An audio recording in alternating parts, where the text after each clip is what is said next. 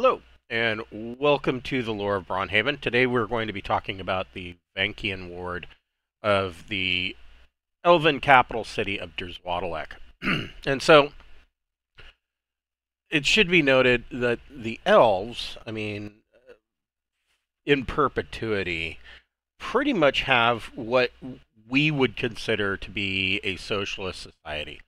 They communally share everything with one another. This has almost made the idea of the need for money to be unnecessary. They just share everything, and this is a belief that is held by the more conservative elves. In this case, the most conservative of the elves would be the wood elves. They are maintaining that old guard, that conservative lifestyle that the elves have known forever. The high elves are really more of the upstarts, even though the high elves are considered to be the leadership and modern, in the current age, modern, the stewards of the elven peoples in the Braunhaven region. And so,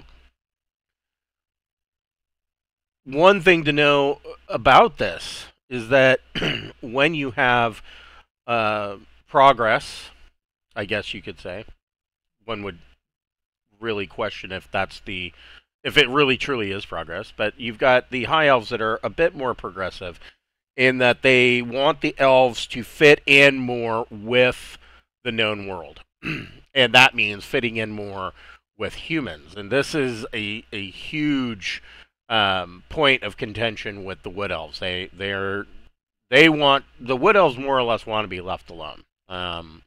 They are not, it's not that they are against humans or don't like humans. They believe that elves should be separate from the rest of the population, specifically humans. And that there is a little bit of more standoffish towards dwarves and gnomes, but for the most part, humans being the most populous race of the known world, that is their big bone, is that they just want to be left alone. But like this progress that the high elves have made, and this happens eventually in all socialist societies, the system ends up breaking down, and it breaks down specifically, and this is 100% of the time true, when money is introduced. And the idea, or at the very least, resources, most commonly money. And you end up having it break down into those that have it and those that do not have it. The haves and the have-nots. And this is really what has happened with the Venkian Ward of Drzewodolek. This would be considered the working middle class of Drzewodolek, despite the fact that it is actually one of the oldest wards in the entire city. But it is mostly made up of low-ranking nobility, business owners, guild leaders. Many of the attendants that flock around the Council of Elders have homes in the Venkian Ward, mostly because the attendants in a lot of cases aren't paid. They are political activists or lobbyists trying to get the Council of Elders to, bend to whatever cause it is that they are currently championing. And they're not really paid for that. So they have to come from some kind of money. And these people generally are going to be, of course, guild leaders who have the ear of the Primarch. That's essentially his biggest job, is talking to the individual guild leaders and bringing their concerns to the Elder Council. And this, of course, leads to the problem of the Primarch being offered favors and essentially being paid off. It's a very corrupt system. The High Elves are not really sitting very pretty in the known world of Braunhaven. And so the Venkian Ward, you have a lot of these these working middle class people. Um, a lot of them, because they are attendants to the Council of Elders. This also leads to a fairly artistic ward.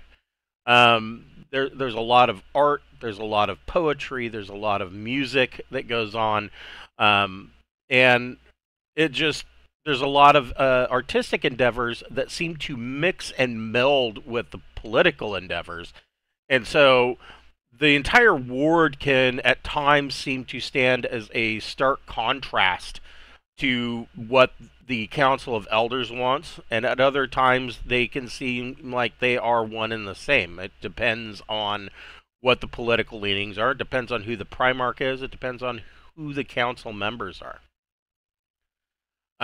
But in the current age, this does lead to tension between the Venkian Ward and the council. There are a number of upper middle class, wealthier individuals, but because the Venkian Ward is one of the oldest wards in this city, there are two specific manors that are held in the Venkian Ward, and that being Inathana Hall of House Inathana, the home of Esta Inathana, who is its current leader, the current matriarch of the family. And it's had its roots in the Venkian Ward pretty much since the founding of Drzewodolek. The Inathana Hall and House Inathana have lived here for ages. Inathana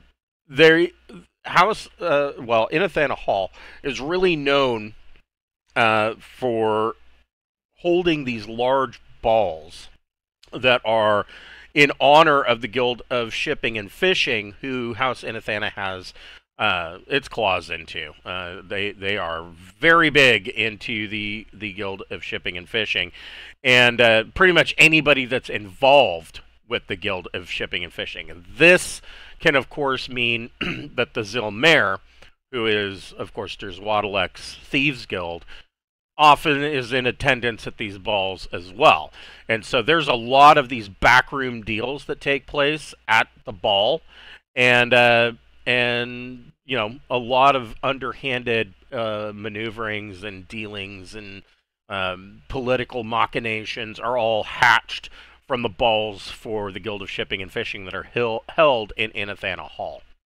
And these are big to-dos. I mean, House Inathana, of course, has oodles of money, and they seem Inathana Hall, as is with Savler Manor, they probably seem completely out of place compared to the other people and homes that are to be found in the Venkian Ward. These are the two families that have probably share about between the two of them 80% of the actual wealth in the entire ward. So these are big to-dos. The other hall, of course, is Wissavler Manor. And House Wissavler is probably one of the most conservative houses out there. They really hold to the old guard, and they are a thorn in the paw of the Council of Elders because they are constantly trying to keep their thumb on the Council of Elders to actually do what they have promised and to do right by the Wood Elves. And so this is a little bit weird because in the past, the Guild of Agriculture was actually absorbed into the actual Council of Elders. The Council of Elders decided that that the agriculture, the feeding of their people, was too important to allow to be held by an individual guild. And there is some logic to this. I mean, you don't necessarily, if your people need to be fed, you don't necessarily want that to fall to a private entity or concern. Um, in the United States, we have this issue all the time. The fact of the matter is that the Council of Elders was ill-equipped to really deal with agriculture and running the entire city at the same time. And so they passed off the entire reins of agriculture production and management to House Wasavler.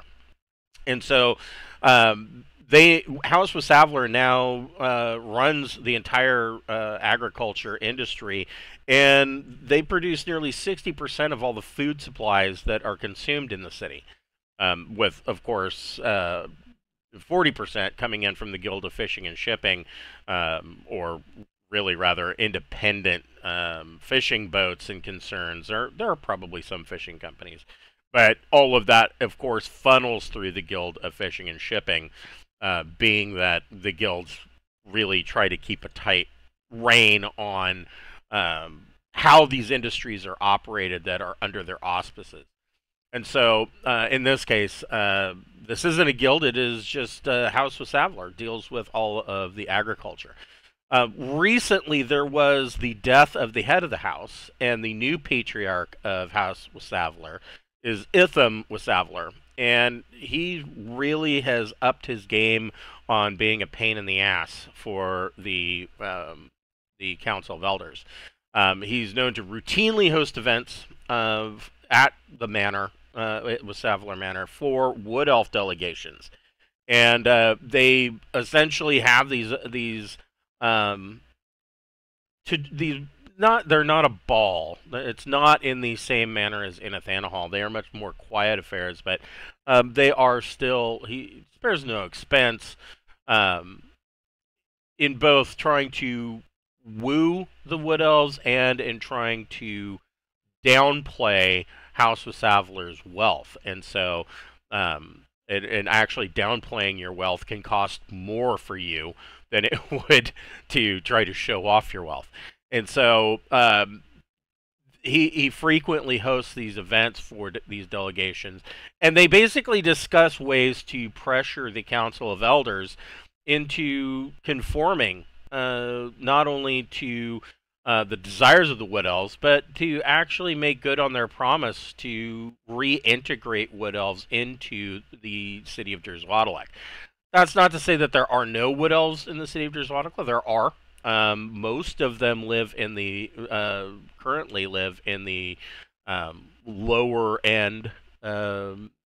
You would not ever see poverty or poverty-stricken areas of Drzewodolek, but there is a lower class area that the Wood Elves seem to have been kind of pushed into by the Council of Elders, and in lieu of what the Council has promised centuries in the past, that you know, we're going to reintegrate, there will be compromises made, we'll become one people again, we'll stop, you know, more veneration will be given over to the old gods as opposed to making the known elder gods our main religion. That's a big one.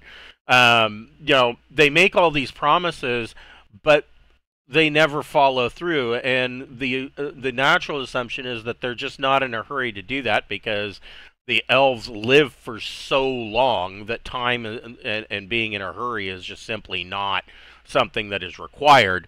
That is the natural assumption, but really one has to question whether or not the Council of Elders is really really caring about mending that divide. And so Wasavler constantly comes up with new ways to needle the Council of Elders to make good on their promises.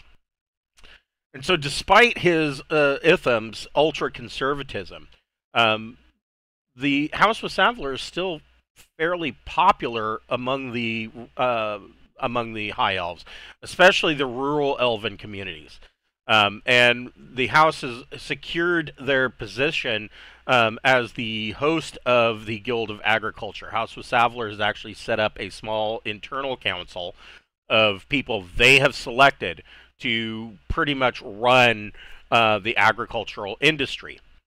And there have been, because of House Wasavler's needling of the Council of Elders, there have been several threats made by the council to replace Wasavler and put the Guild of Agriculture in the hands of somebody else. This is really just political blustering. They are bloviating about how all these things are going to do with the rural communities, the high elven rural communities, really supporting the house. It's unlikely the Council of Elders is going to do anything at all, but they can go ahead and bitch and moan all they want. Wasavler, at least for the foreseeable future, is going to be the holder of the Guild of Agriculture. On the artistic side, we have two individuals. Of course, there is the Guild of Artists and Entertainers. This is really less of a guild hall and more of a long-running, ongoing party. So the Guild of Artists and Entertainers, because elves are just naturally artistically inclined. They see art in everything, especially in nature. They can look at a tree and see the art of creation and the art of being. And so, they're good at music. They're good at pretty much everything. Poetry, writing. It's very rare that you're going to see any high or wood elf that is not able to play at least one instrument. They may not play as well as to be a professional, but they tinker with it, or they write poems, or something, paint, or a number of different things. So the Guild of Artists and Entertainers is really a strange idea because there's really no need for it to exist. And the only reason that the Guild of Artists and Entertainers, as we've discussed before, the only reason that they exist is because these are the ne'er-do-wells of elven society, and they decided that they wanted to just have some place to drink and write poems and sing to one another. And so that is where this came up. The doors of the guild hall are always open, and they are open to anybody. They consider any person to be the possible patron of the arts, and they will accept you if you walk in the door. And the hall is kind of set up kind of in a tavern-like atmosphere. They have an exceptionally well-stocked bar, and there's no entrance fee to enter the hall. But they do encourage, and they kind of expect there to be some kind of donation given. And they have ad hoc poetry readings or ad hoc musical jam sessions, and they might rehearse a play, and there's all sorts of stuff that goes on at the Guild of Artists and Entertainers. None of it particularly important. The other more professional setting is the Venali Theater Company. And this was started by a half-elf, which is half-elves are, of course, a rarity in Drzewodolek because being from two different cultures, or the product of two different cultures, often half-elves are ditched by both their parents. Usually the elf part of the family leaves, if not before birth, very shortly after. And if it is after birth, the elf leaves the child with the human or human partner. On the human side, a lot of similarly, they end up ditching the kid, and so there are a lot of half-elf orphans out there. A lot of these half elves have to learn the hard way. They grow up on the streets, or they end up in a church somewhere being raised by clerics. It's a rough life for the half elves, and those of them that do make their way back to Drzewodolek are really kind of treated as second-class citizens. They are not treated well. I mean, it's not like they're beaten, but the children are picked on by elven children, and half-elves may find it difficult to find work. So this is an oddity, but the half-elf Thomas Finale has decided he is a bard, and he has decided to create a place of art and beauty and performance in the Finale Theater Company. And the theater company is specifically known for their satirical plays. And they are actors and actresses. They do have a small, I don't know that you would want to call it an orchestra, but they do have live music that goes with these.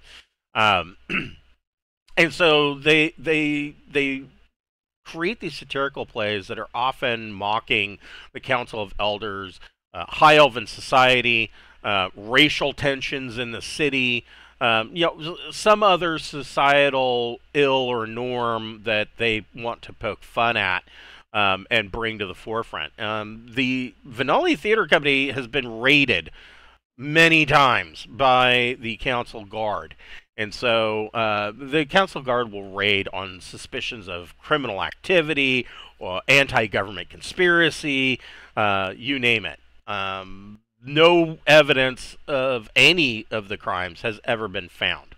And so these raids that are conducted by the Council Guard have had a very strange effect in that it's made the Finale Theater Company really popular. I mean, especially among the more youthful elves, anywhere from 75 to 150.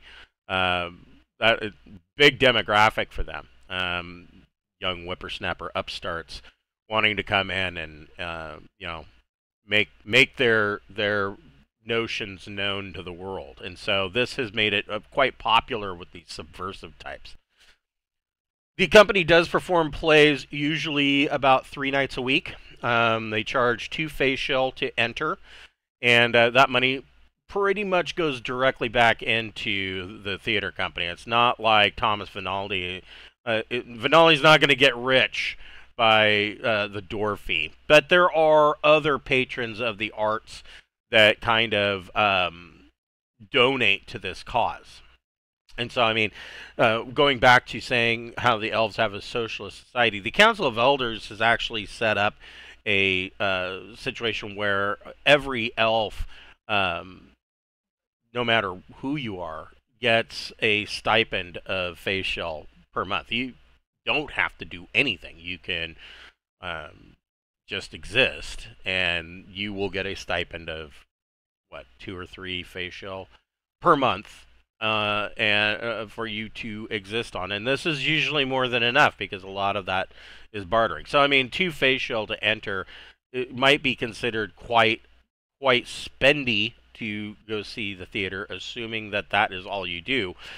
But the majority of the elves have other things that they're doing. Like I said, they're either not spending the facial because they are conducting barter, because it's more of a communal society, or they are involved with one of the guilds of industry and are making money that way.